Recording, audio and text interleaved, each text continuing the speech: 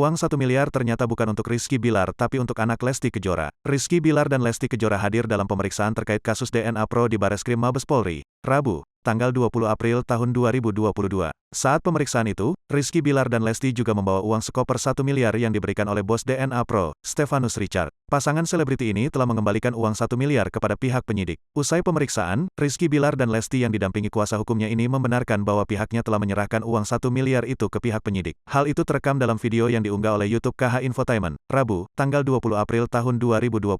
Bilar sapaan akrabnya mengatakan, ia telah menyerahkan uang 1 miliar itu secara utuh kepada polisi. Betul 1 miliar, kami sudah kembalikan uangnya tidak kurang, kata Rizky Bilar dikutip Kamis, tanggal 21 April tahun 2022. Suami Lesti ini mengaku, uang yang diberikan oleh bos DNA Pro itu sama sekali belum digunakan olehnya maupun istri. Pasalnya, uang 1 miliar itu memang diperuntukkan Bilar untuk putra pertamanya Muhammad Leslar Al-Fatih Bilar. Karena ini ditujukan untuk anak kami. Jadi kami sampai sekarang uang itu tidak pernah sentuh sama sekali, ujar Bilar. Sehingga, saat dirinya dipanggil dan diminta untuk mengembalikan uang tersebut, Rizky Bilar memang sudah siap.